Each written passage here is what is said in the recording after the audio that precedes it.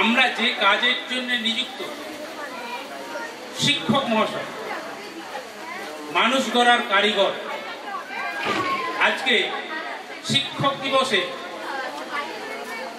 আমাদের উপরে একটা কর্তব্যের কথা বলে গেছেন, যিনি এই শিক্ষক দিবস পালনের কথা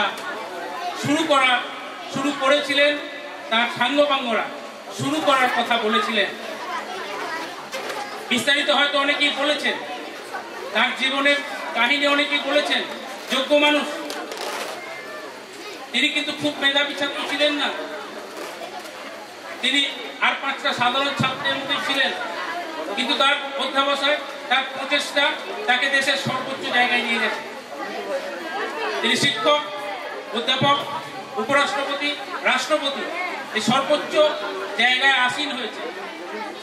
সর্বোচ্চ জায়গায় আসীন হওয়ার পিছনে তার যেটা মূল বিষয়, তিনি ছিলেন ভীষণ দক্ষ। যে কাজটাই করতেন সে কাজটা দক্ষতার সঙ্গে পরিচালনা করতেন। সেই দক্ষতার জন্যই তিনি এই সর্বোচ্চ পদে আসীন হতে পেরেছিলেন। আজকের দিনে তিনি আমাদের একটা কর্তব্যের কথা বলেছেন। আমরা শিক্ষক, কি কর্তব্য আমাদের? প্রতিটি ছাত্রীকে গণতান্ত্রিক দেশে সুনাগরিক করে গড়ে তোলা। বর্তমান যে পরিস্থিতি, সেই পরিস্থিতিটা একটা অস্থির পরিস্থিতি চলছে। আমাদের প্রত্যেকের উচিত সেই সামাজিক জীব হিসেবে সমাজের প্রতি দায়বদ্ধতা থেকে সেখানকার পাশে দাঁড়ানো, সেই পাশে দাঁড়ানোর অঙ্গীকার আমাদের নিতে হবে। শিক্ষা একা হয় না। আমি শিক্ষক, আমাকে লাগে,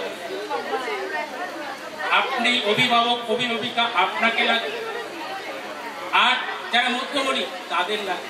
এই 3 জনের প্রচেষ্টায় শিক্ষা সম্পন্ন হয়। দড়ি টানাটানি মূল ভূমিকায় থাকবে ছাত্র। সে যদি পিছন টান দেয়, তাহলে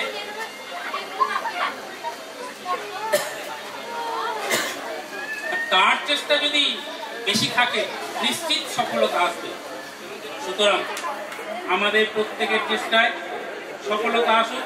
আমরা আশাবাদী প্রত্যেকে সফল হবে।